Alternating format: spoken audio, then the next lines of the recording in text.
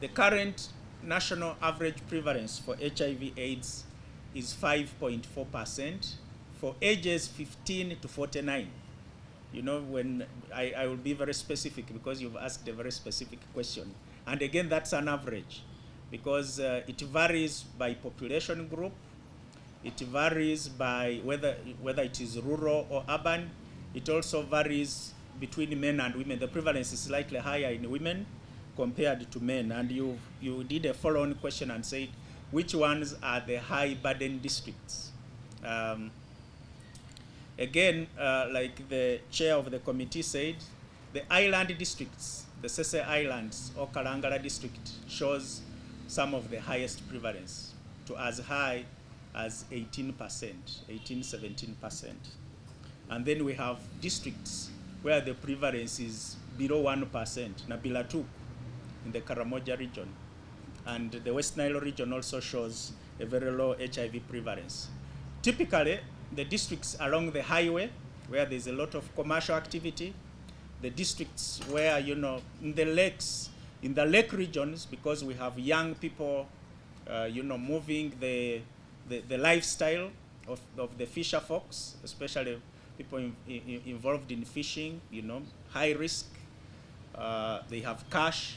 Some people call them mobile men with money. You know, there are risks there.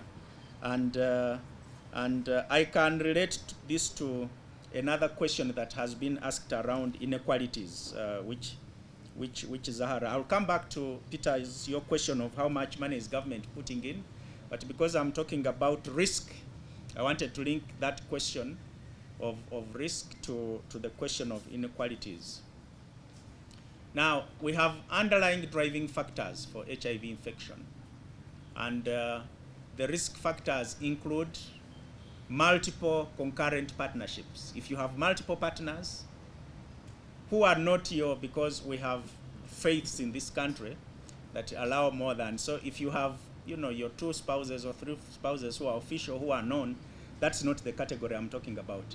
But if you have multiple partners who are not your regular sexual partners, and to add even more to that, you may not be using protective sex with those multiple partners. The third risk factor is if you don't know their serostatus, that increases the risk of you getting HIV. Poverty is an underlying risk factor. And when you look at household income, and when you look at the young people, especially the girl child, our culture puts the girl child in a very risk position because they stay on the receiving end. Very often in the wealth distribution, they are the ones who, you know, that we've been having a law around wealth and inheritance that was very contentious. But our culture is such that the girl child is disadvantaged from the very start, from access to health. And then because of that, there's also for them negotiating for safe sex. The available methodologies, the male condom is the most predominantly available tool, which puts the power in the hands of the man. The man has the money, he's paying for the sex, so you can see where it puts you if you're on the other side. You're a young girl, your power for negotiation is low. We've talked about availability, probably you don't have enough information on what to negotiate for, and you don't have money in your hands. So that really makes you disadvantaged and very vulnerable in terms of acquiring HIV, and that's why it continues to be an area of focus. And we are telling parents, families to start defining masculinity differently.